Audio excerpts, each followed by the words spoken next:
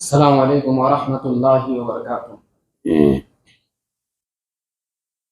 ان الحمد للہ نحمده ونستعینه ونستغفره ونعوذ باللہ من شرور انفسنا ومن سیئات اعمالنا من يهده الله فلا مضل له ومن يضلل فلا هادي له واشهد ان لا اله الا الله وحده لا شريك له واشهد ان محمدا عبده ورسوله اما بعد فإن خير الحديث كتاب الله وخير الهدي هدي محمد صلى الله عليه وسلم وشر الأمور محدثاتها وكل محدثة بدعة وكل بدعة ضلالة وكل ضلالة في النار.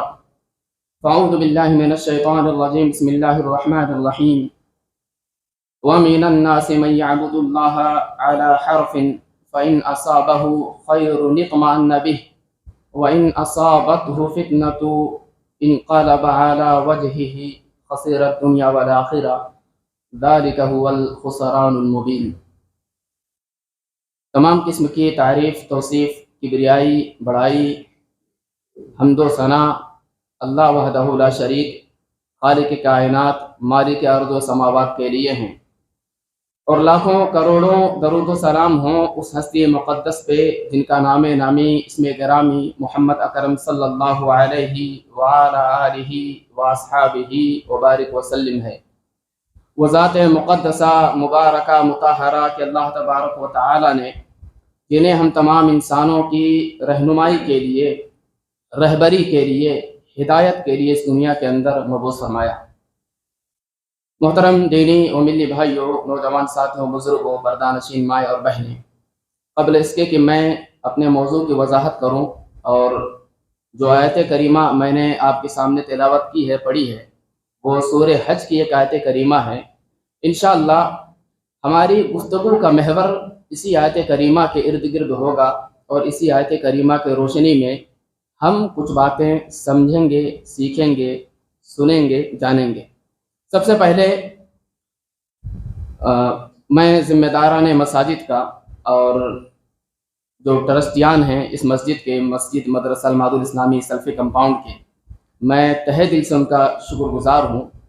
اللہ وحدہ لا شریک کے شکر گزاری کے بعد میں ان کا شکریہ ادا کرتا ہوں کہ اس نفسی کے عالم میں جہاں آدمی اپنی تجارت میں، کاروبار میں پریشان ہے اور نفسی کا عالم ہے، اپنے گھر اہل و عیال کے فکر میں ڈوبا ہوا ہے، ایسے میں کچھ لوگوں کا کھڑا ہونا اور امت کی فکر کے لیے، امت کی اصلاح کے لیے، لوگوں کو سیدھے راستے پر لانے کے لیے ایک پروگرام کا انعقاد کرنا، یہ بہت ہی حقیقت میں قابل تعریف، قابل ستائش بات ہے۔ اللہ رب العزت ان کو، ان کے اس عمل پہ اور انہوں نے جو پروگرام کا انعقاد کیا، اللہ تعالیٰ ان کے اس انعقاد پر ان کو اجر و ثواب سے نوازے، اور مزید اللہ رب العزت مستقبل میں ان سے دین کا کام لیتا رہے۔ استاذ محترم فضیلۃ الشیخ عبد الرحیم سلفی حفظہ اللہ نے جو کچھ میرے تعلق سے کہا، حقیقت میں یہ صرف اللہ رب العزت کا کرم ہے۔ ربی لا تؤاخذنی بما یقول وجعلنی خیرا مما یظنون، کہ اے پروردگارہ انہوں نے جو کچھ کہا ہے تو اس پر میری پکڑ نہ کرنا، بلکہ ان کا جو گمان میرے تعلق سے ہے، آپ لوگوں کا جو گمان میرے تعلق سے ہے، مجھے اس قابل بنا۔ میرے بھائیوں، جو آیت کریمہ میں نے آپ کے سامنے تلاوت کی ہے، چونکہ وہی ہمارے اس گفتگو کا، اس خطاب کا بنیاد ہے، لہٰذا اس کا ترجمہ سمجھنا ضروری ہے کہ اللہ تعالیٰ اس آیت کریمہ میں ہم سے کیا کہہ رہا ہے۔ اللہ تعالیٰ فرماتا ہے وَمِنَ النَّاسِ مَن يَعْبُدُ اللَّهَ عَلَى حَرْفٍ، لوگوں میں کچھ لوگ ایسے ہیں جو بالکل کنارے پر کھڑے ہو کر اللہ کو پکارتے ہیں، اللہ کی عبادت کرتے ہیں۔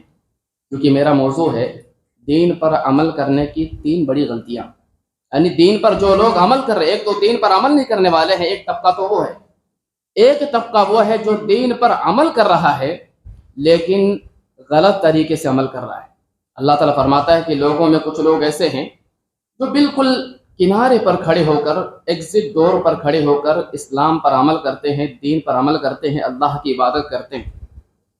اللہ کی عبادت کرتے ہوئے فَإِنْ أَصَابَهُ خَيْرٌ اطْمَأَنَّ بِهِ، اللہ کی بندگی کرتے ہوئے، اللہ کی اطاعت کرتے ہوئے، اللہ کے دین پر عمل کرتے ہوئے اگر ان کو آرام پہنچتا ہے، خوشحالی پہنچتی ہے، ان کا سب کچھ ٹھیک ٹھاک چلتا ہے، دنیا اچھی ان کی رہتی ہے، تو بڑے اطمینان کے ساتھ دین پر چلتے ہیں اور خوش رہتے ہیں۔ وَإِنْ أَصَابَتْهُ فِتْنَةٌ، اور اگر دین پر چلتے ہوئے، اللہ کی عبادت کرتے ہوئے، اللہ کی بندگی کرتے ہوئے کوئی آزمائش لاحق ہوتی ہے، کوئی حادثہ رونما ہوتا ہے، ان کی زندگی میں کوئی اتھل پتھل پیدا ہوتی ہے، تو پھر ایسی صورت میں یہ اپنے قدموں کے بل پیچھے ہٹ جاتے ہیں اور دین سے نکل جاتے ہیں۔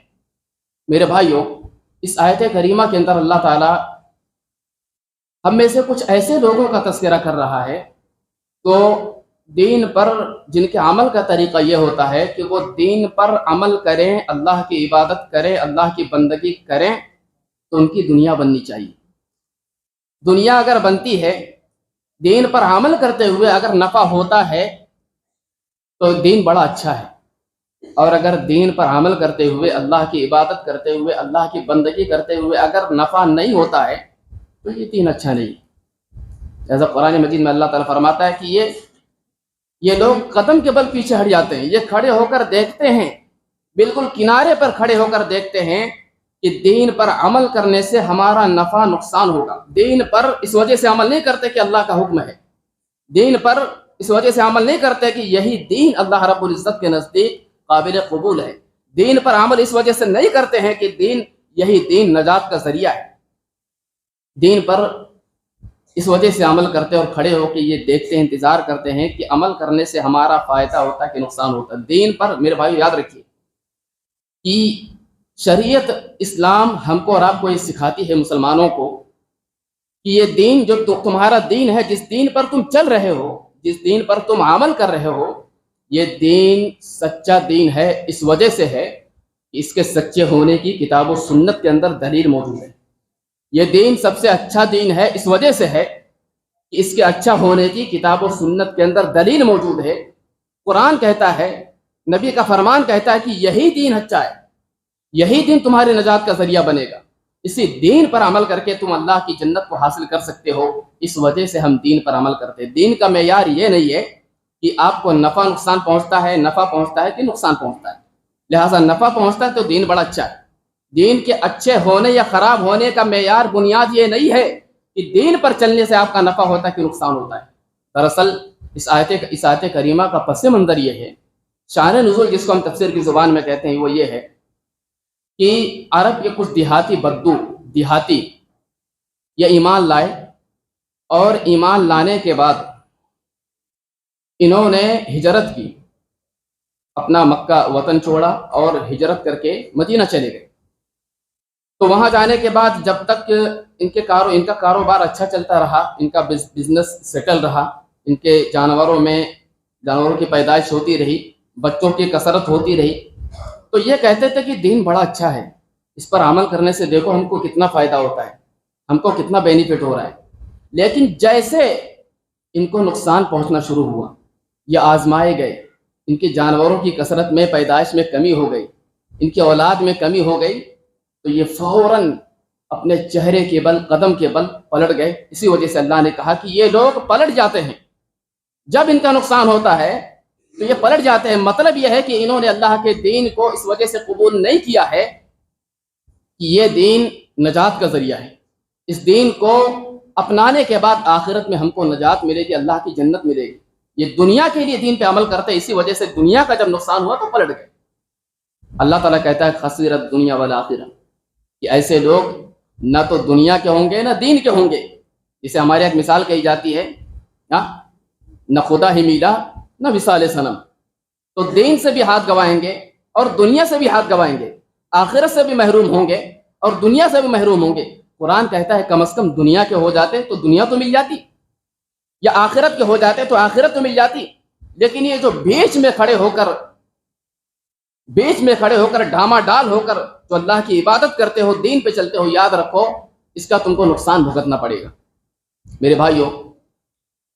لہٰذا میں آپ کے سامنے اسی آیت کریمہ کے حوالے سے وہ 3 باتیں بیان کروں گا کہ دین پر چلنے والے 3 جو بڑی غلطیاں چلتے، 3 جو غلط سوچ رکھتے ہیں دین پر چلتے ہوئے، جو غلط پیمانہ، غلط معیار بنا کر دین پہ چلتے ہیں، جس کی وجہ سے دین پر عمل کرنے کے باوجود بھی، دینداری کا دعویٰ کرنے کے باوجود بھی، دعوی ایمانی کے باوجود بھی ان کا شمار اللہ رب العزت کے نزدیک یا تو دنیا پرستوں میں ہوتا ہے، یا منافقوں میں ہوتا ہے، یا اللہ کے نزدیک کافروں میں ان کا شمار ہوتا ہے، دین پر چلنے کے باوجود بھی۔ وہ تین پیمانے کیا ہیں؟ دین پر چلنے والوں کی وہ تین بڑی غلطیاں کیا ہیں؟ میرے بھائیو، سب سے پہلی غلطی یہ ہے کہ میں دین پر چلوں، میں اللہ کی عبادت کروں، میں اللہ کی بندگی کروں، میں صحیح عقیدے کو فالو کروں، میں کتاب و سنت کی روشنی میں اپنی زندگی گزاروں، تو میری دنیا کا فائدہ ہونا چاہیے، میرا کاروبار اچھا چلنا چاہیے، میری صحت اچھی ہونی چاہیے، ہیلتھ اچھا رہنا چاہیے، میرا کاروبار اچھا چلنا چاہیے، میرے بزنس میں نقصان نہیں ہونا چاہیے۔ جب تک سب کچھ اچھا چلتا رہا تو سب دین اچھا ہے، سب کچھ اچھا ہے، لیکن جیسے خراب ہوا، جیسے دین کا نقصان ہوا، جیسے آزمائے گئے، جیسے کوئی حادثہ رونما ہوا، جیسے کوئی انسیڈنٹ ہوا، تو کہتے ہیں کہ دین پر چل کر جب سے دین کو اپنایا ہے، جب سے وہ مکمل طریقے سے نماز کی پابندی کی ہے، تو نقصان ہی نقصان ہو رہا ہے۔ میرے بھائیو، یہ جو سوچ ہے 100% غلط سوچ ہے، 100% غلط سوچ ہے۔ اللہ رب العزت کو ہم بندوں سے جو عبادت مطلوب ہے، جو بندگی چاہیے اللہ کو، اس میں کوئی کنڈیشن نہیں آنی چاہیے، کوئی شرط نہیں آنی چاہیے کہ میں دین پہ چلوں گا، میں نماز پڑھوں گا، میں دیندار بنوں گا، میں متقی پرہیزگار بنوں گا، میں گناہوں سے بچوں گا تو میرا فلاں فائدہ ہونا چاہیے، میں اچھا بنوں گا، شرط یہ ہے کہ میرا یہ فائدہ ہونا چاہیے، میں نماز پڑھوں گا، شرط یہ ہے کہ میرا کاروبار اچھا چلنا چاہیے، میں روزہ رکھوں گا، زکوٰۃ دوں گا، شرط یہ ہے کہ میرے کاروبار میں برکت ہونی چاہیے، میرا گھر اچھا چلنا چاہیے، میں کسی حادثے کا شکار نہیں ہونا چاہیے۔ اسی لیے آپ دیکھیں کہ شریعت نے نظر کو کہا کہ نظر کوئی اچھی چیز نہیں ہے، نظر ماننا کوئی اچھی چیز نہیں ہے۔ کیوں نہیں ہے؟ اس وجہ سے کہ آدمی جب نظر مانتا ہے تو وہ یہی تو کہتا ہے کہ میں نظر مانتا ہوں کہ میرا اگر فلاں کام ہو گیا تو میں 2 رکعت نماز پڑھوں گا، میں نظر مانتا ہوں کہ اگر میرا فلاں کام ہو گیا تو میں اللہ کے راستے میں فلاں اتنا چیز صدقہ کروں گا، میں نظر مانتا ہوں کہ اگر میرا فلاں کام ہو گیا، مجھے جاب مل گئی، میرا کاروبار اچھا چلے گا تو میں اللہ رب العزت کے راستے میں خرچ کروں گا۔ یعنی ہم یہ کہنا چاہتے ہیں کہ اے اللہ، اگر تو چاہتا ہے کہ میں تیرے راستے میں صدقہ و خیرات کروں تو میرا فلاں کام کر، اگر تو چاہتا ہے کہ میں مستقل نماز کی پابندی کروں، میں تیری عبادت میں اپنی زندگی کو گزاروں، میں سچ بولوں، میں گناہ سے بچوں، تو شرط یہ ہے کہ تو میرا فلاں کام کر دے۔ یہ نہیں ہوتا ہے، اس کا مطلب تو یہی ہوتا ہے۔ اسی لیے شریعت نے کہا کہ نظر یہ کوئی ایسی چیز نہیں ہے کہ جس کو مان لینے سے آپ کے تقدیر میں جو بات لکھی ہے یا ہونی ہے یا نہیں ہونی وہ ٹل جائے گی۔ صحیح بخاری کی حدیث نبی کریم علیہ الصلوۃ والسلام فرماتے ہیں کہ ان النظر لا یاتی بخیر، نظر مان لینے سے ایسا نہیں ہے کہ نظر آپ کی تقدیر پہ سبقت لے جائے گی، نہیں، تقدیر میں جو ہونا ہے وہ ہوگا، بلکہ نظر جب کوئی مان لیتا ہے تو شریعت کہتی چل تو نے نظر مان لیا، پورا کر۔ نظر ماننا تو یہ مکروہ ہے، اس قسم کے نظر، اس میں کنڈیشن لگا کر اللہ کی عبادت سے پہلے کنڈیشن لگائی جائے، شریعت کہتی کہ جب یہ نظر ماننا مکروہ ہے۔ لیکن اگر کوئی نظر مان لیتا ہے تو نظر کا پورا کرنا واجب ہے، یہ الگ مسئلہ ہے۔ لہذا نظر کو، اس کو لوگ ہمارے یہاں ایک عام چیز ہے، لیکن شریعت نے اسی وجہ سے منع کیا، اس سے اسی وجہ سے شریعت نے اس سے ناپسند کیا ہے کہ آدمی اللہ کی عبادت سے پہلے کنڈیشن لگاتا ہے، شرط لگاتا ہے۔ اللہ سے شرط؟ کیسی شرط؟ عبادت ہی کے لیے تو اللہ نے پیدا کیا۔ وما خلقت الجن والانس الا ليعبدون، میں نے انسان و جنوں کو اپنی عبادت ہی کے لیے پیدا کی۔ عبادت کے لیے تمہارا کیا کام ہے؟ کیا ہم نے جو تم کو اس سے پہلے جو نعمتیں دی ہیں وہ کم ہیں؟ اپنے جسم میں انسان غور کرے، اپنی صحت پہ انسان غور کرے، ہواؤں پہ غور کرے، جو آکسیجن لیتا ہے اس پہ غور کرے۔ آکسیجن نہیں ملتا ہے، وینٹیلیٹر پہ لٹا کے ڈاکٹر 2 دن کا 3 دن کا لاکھوں روپے کھینچ لیتا ہے، تب احساس ہوتا ہے کہ یہ ساری چیزیں تو مجھ کو مفت مل رہی تھی، اللہ تو مجھ کو پہلے دے رہا تھا۔ خریدنے کے بعد مفت کا احساس ہوتا ہے کہ میں نے اس کو خریدا ہے، یہ ساری چیزیں تو اللہ تعالیٰ مجھ کو مفت میں دے رہا تھا۔ کیسے شرط؟ اللہ کی عبادت کے پہلے، بندگی کے پہلے کیسی شرط؟ جس کے لیے پیدا کیے گئے اسی کے لیے شرط؟ ہر لمحہ، ہر سانس، ہر گھڑی ہماری اور آپ کی زندگی میرے بھائیو اللہ کی عبادت میں گزرنی چاہیے۔ آپ سوچئے دل میں جو ہمارے دل میں جو دھڑکن چل رہی ہے، جس کی وجہ سے ہم سانس لے رہے زندہ ہیں، ہر دھڑکن کے بدلے اللہ رب العزت اگر یہ مطالبہ کرتا، ہم سے شرط لگا دیتا الٹا کہ ہر دھڑکن کے بدلے دھڑکن چاہیے، دھڑکن چاہیے، ہر دھڑکن کے بدلے تم کو سجدہ کرنا ہوگا. آپ سوچیے کتنی تیزی سے دل دھڑکتا ہے, کتنی رفتار سے دل کی دھڑکن دوڑتی ہے. اگر ہر دھڑکن کے بدلے اللہ رب العزت ہم سے شرط لگا دیتا, ہم سے کنڈیشن لگا دیتا کہ ہر دھڑکن کے بندے میرے بندے تجھ کو ایک سجدہ کرنا ہے, بتائیے زندگی بھر ہم زمین سے اپنے سر کو اٹھا پاتے؟ نہیں اٹھا پاتے. لہٰذا یہ سوچ 100% غلط سوچ ہے, 100% غلط سوچ ہے میرے بھائیو. دین کا راستہ, اللہ کی عبادت کا راستہ یہ پانے کا راستہ نہیں ہے, یہ کھونے کا راستہ ہے. یہاں محرومی ہے, یہاں بے چینی ہے, یہاں وطن سے دوری ہے, یہاں اولاد سے محرومی ہے, یہاں سب کو چھوڑنا پڑتا ہے, ہجرت کرنا پڑتا ہے, وطن کو چھوڑنا پڑتا ہے, اپنوں کو چھوڑنا پڑتا ہے, اپنوں کو غیر بنانا پڑتا ہے. نبی کریم علیہ الصلوۃ والسلام کو دیکھیے, جب تک زندگی گزارتے رہے امین کہلاتے رہے, صادق کہلاتے رہے, عزت کی نگاہ سے لوگ دیکھتے رہے. کتنے صحابی ہیں کہ لوگ جو قبیلوں کے سردار ہوا کرتے تھے, قبیلوں کے اندر ایک مقام ہوا کرتا تھا, جیسے آمنت باللہ, جیسے اللہ پر ایمان لایا, نبی پر ایمان لایا, ویسا ہی دیکھیے ان کی کوئی حیثیت نہیں, گلیوں میں چل رہا ہے ان کو کوئی پوچھنے والا نہیں. یہاں عہدے کو گنوانا پڑتا ہے, منصب کو گنوانا پڑتا ہے, انا کو قربانی دینی پڑتی ہے, خواہشات کی قربانی دینی پڑتی ہے. کیا قربانی دیتے ہیں؟ اتنا بڑا مجمع ہے, ابھی فجر کی نماز میں آئیے دیکھیے مسجد خالی. میں تو یہیں سوتا تھا, میری زندگی تو اسی مسجد میں سو کر گزری ہے, میں جانتا ہوں نا کیا صورتحال ہے.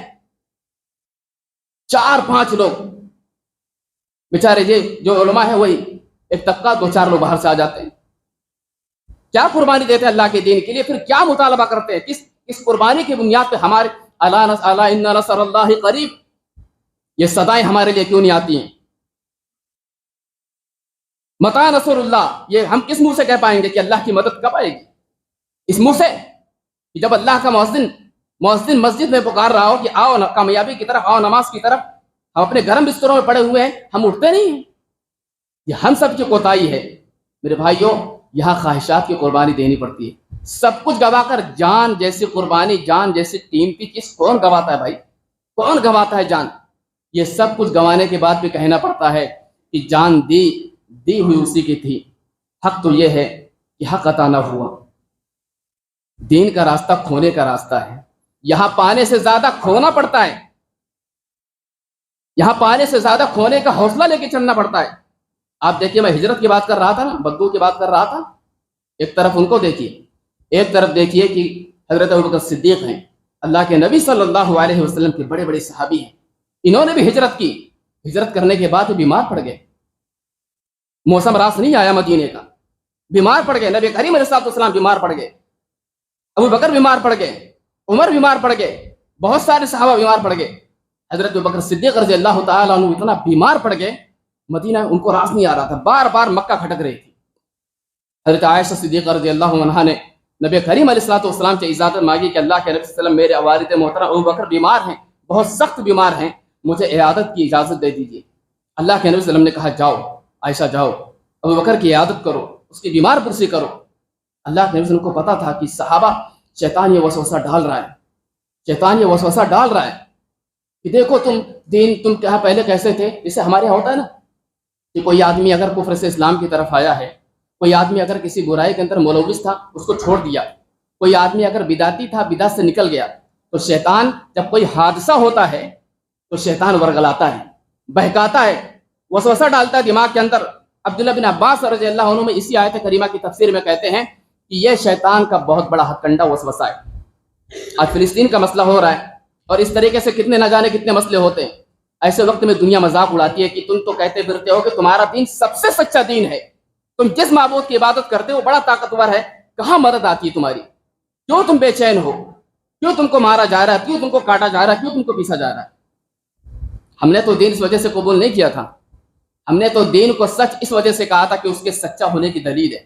ہم نے تو دین اس وجہ سے قبول کیا تھا کہ اس کے قبول کرنے کا اللہ نے حکم دیا ہے, اور ہم دین کی تعلیمات پر یہ دیکھ کر عمل نہیں کرتے ہیں کہ اس میں نفع ہے کہ نقصان ہے, یہ سوچ کر عمل کرتے ہیں کہ یہاں نہیں تو آخرت میں اللہ رب العزت کی جنت ہم کو ملے گی. ان اللہ اشتری من المؤمنین انفسهم واموالهم بان لهم الجنہ, اللہ رب العزت نے مومنوں کے جانوں کو مالوں کو خرید رکھا ہے. ہم نے تو پہلے سودا کیا ہے, ہم کو کوئی فکر نہیں. اللہ کا کرم ہے کہ یہ مومن کی شان ہے, ایک مسلمان کی شان ہے کہ اتنے حادثے ہونے کے باوجود بھی ایک مسلمان سے ملاقات کیجئے, دیکھیے خوش و خرم سے ملاقات کرے گا, ملے گا. اللہ نے اس کو تسلی کا بہت بڑا سامان دیا. کفر کے اندر وہ طاقت نہیں ہے میرے بھائی. اس کو تو ذرا سی اگر کوئی کسی حادثے کا شکار ہوتا, کوئی انسیڈنٹ ہو جائے تو گھبرا جاتا ہے, اس لیے کہ پوری دنیا اسی کے لیے, اس کے لیے تو صرف دنیا ہے. ہمارے لیے تو دنیا سے بھی بڑی چیز ہے.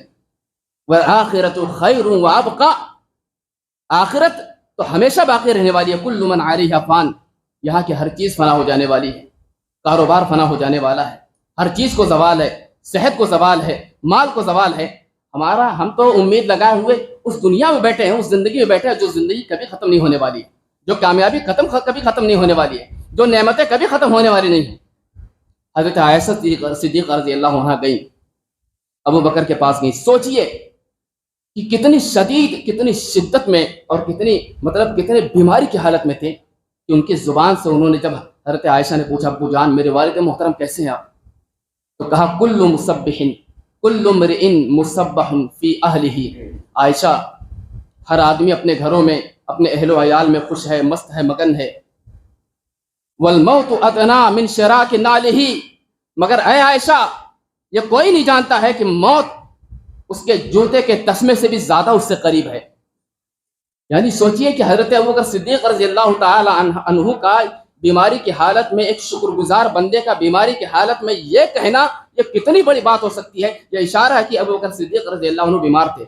نبی کریم علیہ السلام کو دھیرے دھیرے یہ لگتا گیا کہ لگ رہا ہے کہ صحابہ کا دل مکہ میں اٹکا ہوا ہے.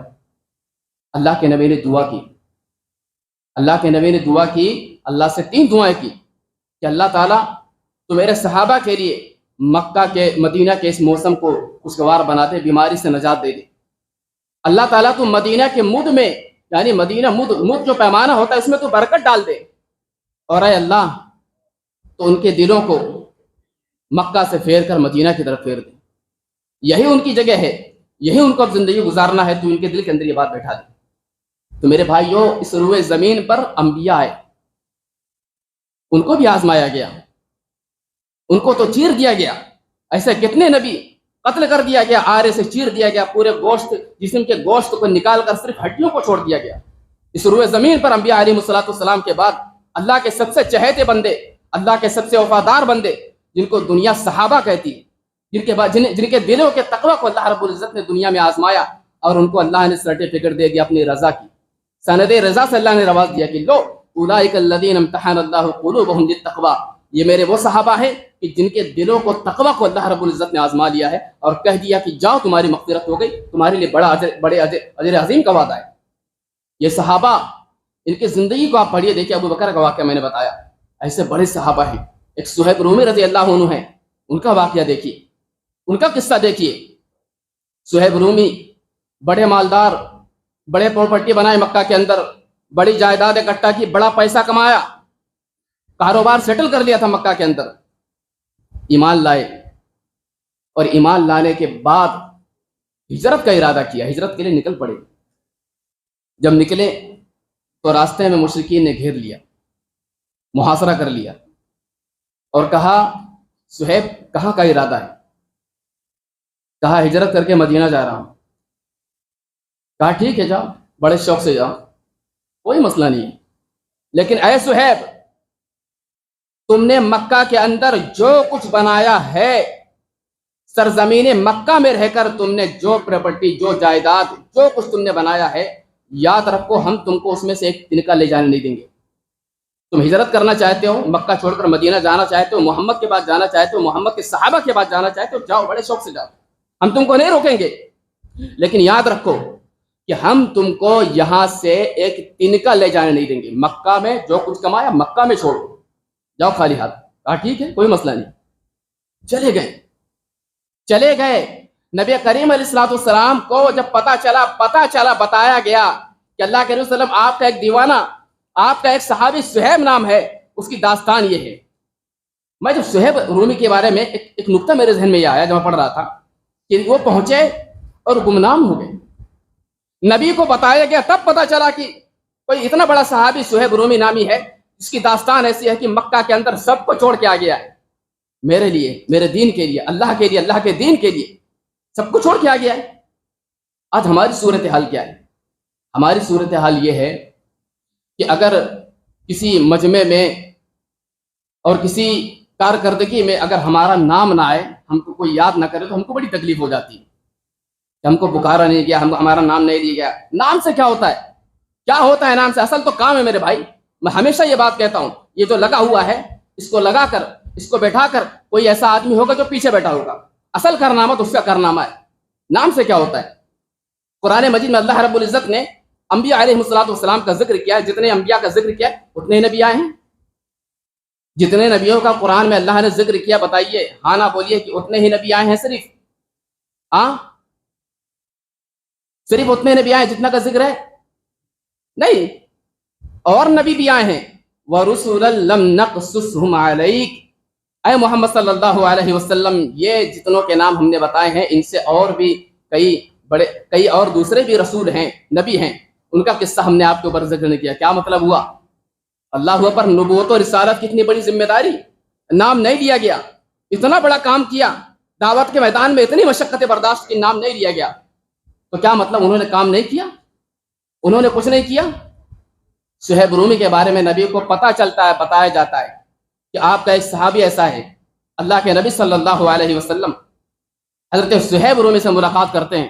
صہیب رومی آتے ہیں اور نبی کریم علیہ السلام ان کے چہرے کو دیکھ کر مسکراتے ہوئے کہتے ہیں کہ ربح صہیب، ربح صہیب، صہیب کا یہ سودا، صہیب نے رضی اللہ تعالی عنہ نے جو سودا کیا تھا اللہ کے راستے میں، اپنے مال کو لٹا کر، جائیداد کو گنوا کر، انہوں نے دین کو جو حاصل کیا ہے، اللہ کے دین کو جو پایا ہے، دین کو جو قبول کیا، ایمان کی دولت سے جو مالا مال ہوئے ہیں، اس سودے میں صہیب کامیاب ہو گئے۔ ایسے ایسے صحابی ہیں کہ سب کچھ قربان کرنے کے بعد، جان گنوانے کے بعد، مال گنوانے کے بعد، کسی کی بیوی مکہ میں چھوٹ گئی، کسی کا جائیداد، کسی کی پراپرٹی، سب کچھ چھوٹ گیا۔ اتنی قربانی دینے کے بعد صورتحال یہ ہے کہ اللہ کے نبی صلی اللہ علیہ وسلم کے بعد صحابی ایسے ہیں کہ میرے بھائیو، دنیا سے گئے تو صحیح طریقے سے کفن بھی نصیب نہیں ہوا۔ اللہ کے نبی صلی اللہ علیہ وسلم کے ایک صحابی، سوچیے اتنی بڑی قربانیاں دینے کے بعد نبی کریم علیہ السلام کے ایک صحابی ہیں اللہ کے نبی کے، دنیا سے گئے تو مکمل طریقے سے کفن نصیب نہیں ہوا۔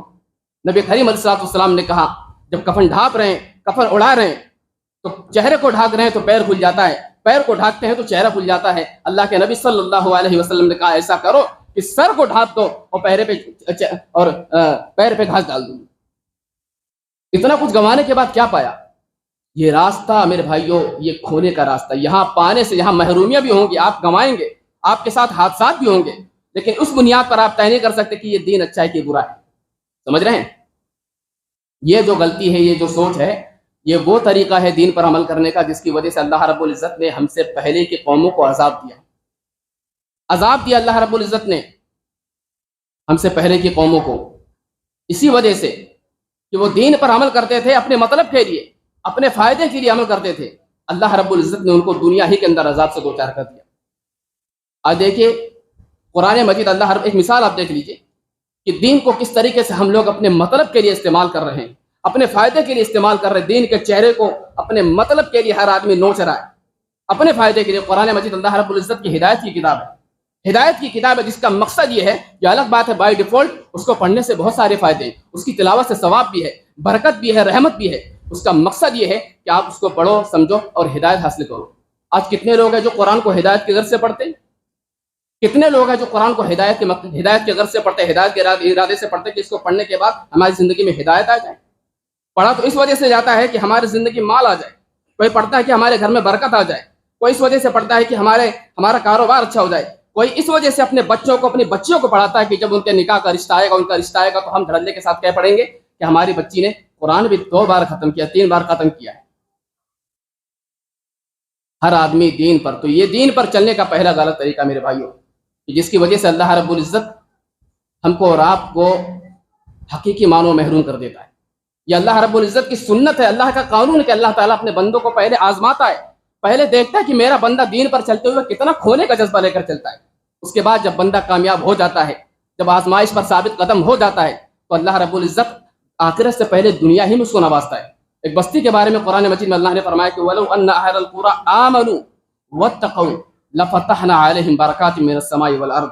یہ بستی والے اگر ایمان لے آئے، متقی پرہیزگار ہو جائیں، ایمان لے آئیں، گناہوں سے بچنے والے ہو جائیں، پرہیزگار ہو جائیں، لَفَتَحْنَا عَلَيْهِمْ بَرَكَاتٍ مِّنَ السَّمَاءِ وَالْأَرْضِ، تو ہم ان کے لیے آسمان اور کیا زمین سے برکتوں کے دروازے کھول دیں گے۔ اللہ تعالیٰ پہلے آزماتا ہے، پھر دیکھتا ہے کہ میرا بندہ ثابت قدم رہتا ہے کہ نہیں رہتا ہے۔ قرآن مجید میں اللہ رب العزت نے پچھلی قوموں یہود و نصارہ کے بارے میں کہا کہ وَلَوْ أَنَّهُمْ أَقَامُوا التَّوْرَاةَ وَالْإِنْجِيلَ وَمَا أُنزِلَ إِلَيْهِمْ مِنْ رَبِّهِمْ، کہ اگر یہ نصارہ، یہ عیسائی، یہ یہودی اپنے زمانے میں اپنی کتابوں پر عمل کرتے، ثابت قدم رہتے، اپنی تعلیمات پر چلتے، تو ہم لَأَكَلُوا مِنْ فَوْقِهِمْ وَمِنْ تَحْتِهِمْ، تو ہم ان کے لیے زمین سے بھی رزق کے دروازے کھول دیتے، آسمان سے اوپر سے بھی رزق کے دروازے کھول دیتے۔ تو یہ دین پر چلنے والوں کی میرے بھائیوں پہلی بڑی غلطی ہے کہ میں دین پر چلوں تو میری دنیا بنے، دنیا سنور جائے، میرا کاروبار سیٹل ہو جائے، میرا سب کچھ اچھا ہو جائے۔ یہ پہلی غلطی ہے میرے بھائیوں، جس سے ہم کو اور آپ کو بچنا چاہیے۔ یہ دین، میں دہراتا ہوں اس بات کو، یہ دین اچھا ہے تو اچھا اس وجہ سے ہے کہ اس سے اچھا ہونے کی دلیل ہے۔ یہ دین سچا ہے تو سچا اس وجہ سے ہے کہ اس کے سچے ہونے کی دلیل ہے۔ ہم یہ دیکھ کر طے نہیں کریں گے کہ دین پر چلنے سے نفع ہوتا ہے نقصان ہوتا ہے، نفع نقصان کو دیکھ کر یہ ہم نہیں کہہ سکتے کہ دین اچھا ہے کہ برا ہے۔ پہلی غلطی۔ دوسری غلطی کیا ہے؟ دوسری غلطی ہے کہ دین کی تعلیمات پر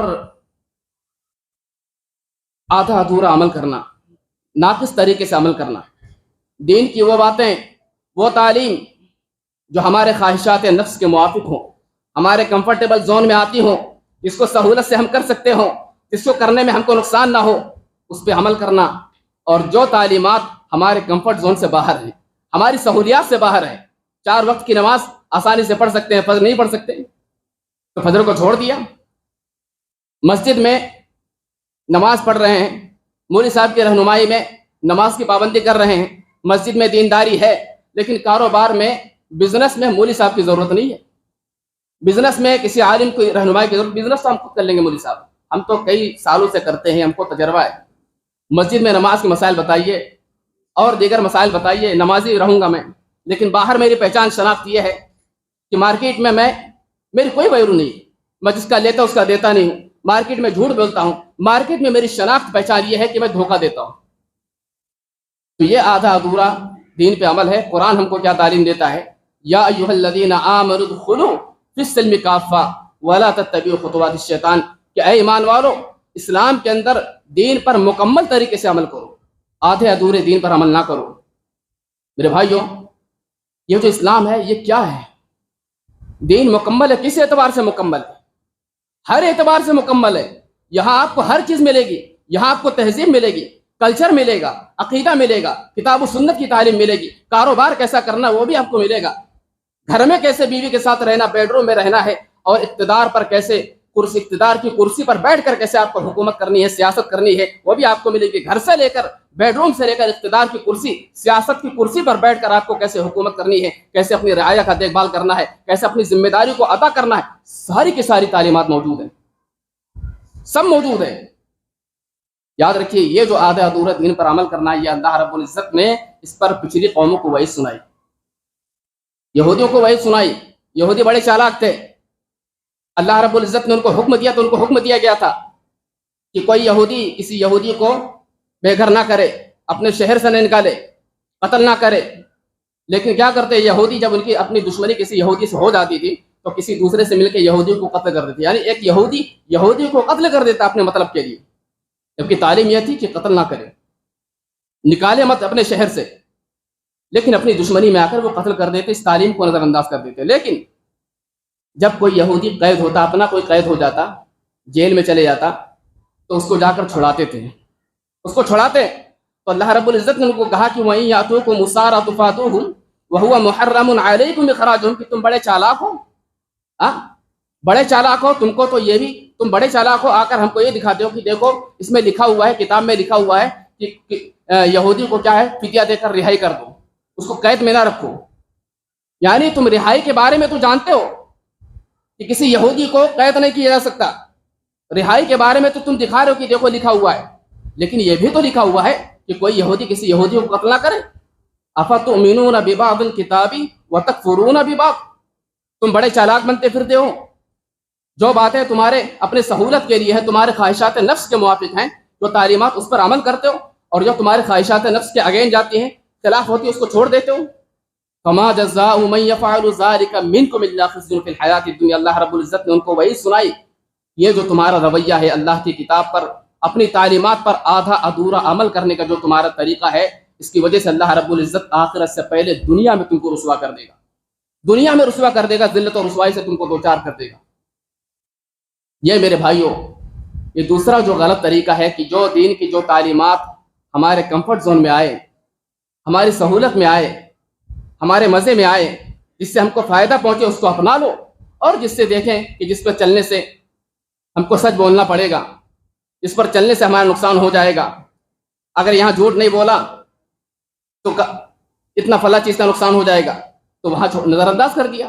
آدھا ادھورا دین پر چلنا، یہی دین پر چلنے کا میرے بھائیوں آج کے مسلمانوں کا غلط طریقہ ہے، جس سے ہم کو اور آپ کو بچنا چاہیے۔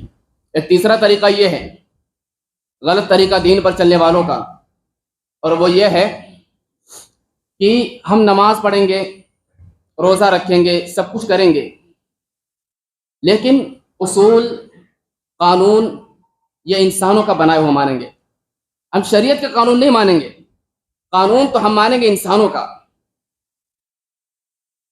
اس کی ایک مثال آپ دیکھ لیجیے، طلاق کا مسئلہ ہے، اور طلاق میں ایسا ہے کہ اگر 3 طلاق کسی عورت کو پڑ گئی تو اس کے بعد مرد کی ذمہ داری سے اس کا نان و نفقہ خرچہ سب نکل جاتا ہے، پھر مرد ذمہ دار نہیں ہے، یہ شریعت کا اصول ہے طلاق کے سلسلے میں۔ لیکن ایک عورت ہوشیاری کرتے ہوئے یہ کہتی ہے کہ اگر میں شریعت کسی عالم کے پاس جاؤں گی، ہمارے یہاں فتویٰ شاپنگ ہوتا ہے نا، فتویٰ شاپنگ، بعض دفعہ تو ایسا ہوتا ہے کہ جو کونسلنگ کرتے ہیں بیچارے بتاتے ہیں کہ ہم اکثر و بیشتر کوئی نہ کوئی ہم سے ناراض ہو جاتا ہے، اب ظاہر ہے کہ کوئی حق پہ ہوگا، کوئی جھوٹ پہ ہوگا، کوئی حق پہ ہوگا، کوئی باطل پہ ہوگا، ہم کتاب و سنت کی روشنی میں یہ واضح کر دیتے ہیں کہ تم صحیح ہو، تم غلط ہو۔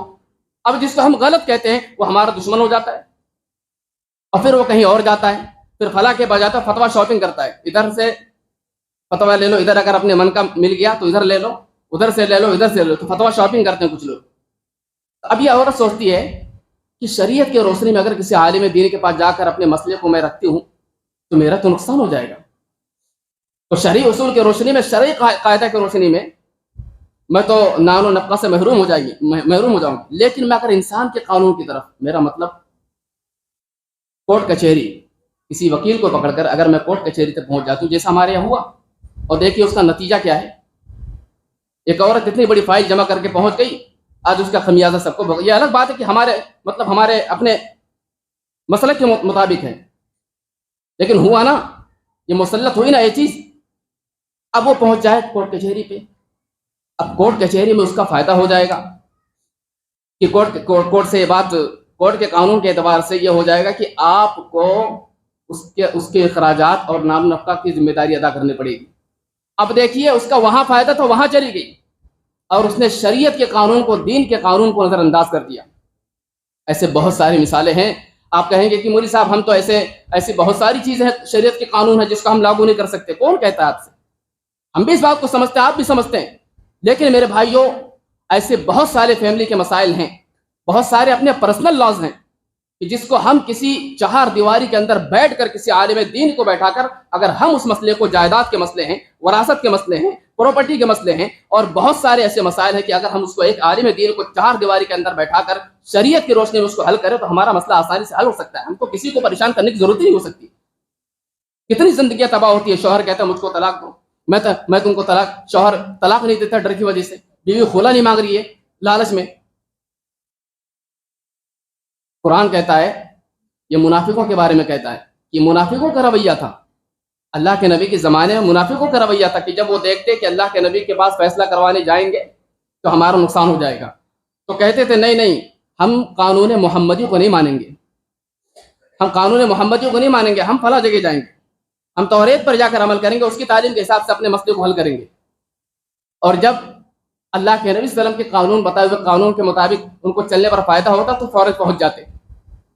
اللہ رب العزت نے کہا کہ مومنوں کی صفت یہ ہے کہ جب ان کو فیصلے کے لیے بلایا جائے کہ آؤ تمہارے مسئلے میں، تمہارے پراپرٹی کے مسئلے میں، تمہارے جائیداد کے مسئلے میں، تمہارے اپنے گھر کے معاملات میں آؤ، قرآن کی روشنی میں، قرآن کے قاعدے کے مطابق اس کو فیصلہ کیا جائے، حل کیا جائے، تو مومن کی پہچان یہ ہوتی کہ فوراً دوڑا چلا آتا ہے، پھر اس فیصلے پر کسی فیصلے کو نہیں رکھتا، اللہ اس کے رسول کے فیصلے کی طرف فوراً بھاگا چلاتا ہے، لیکن منافق کیا کرتا ہے؟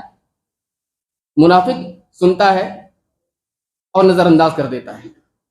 تو میرے بھائیو، یہ 3 جو غلطیاں ہیں دین پر چلنے کی، یہ 3 غلط طریقے جس کو میں نے آپ کے سامنے بیان کیا، اللہ تعالیٰ سے میں دعا کرتا ہوں کہ مولا کریم مجھ کہنے والے کو، ہم سننے والوں کو اس پر عمل کی توفیق عطا فرمائے، آمین۔ وآخر دعوانا الحمد للہ رب العالمین۔ السلام علیکم ورحمۃ اللہ وبرکاتہ۔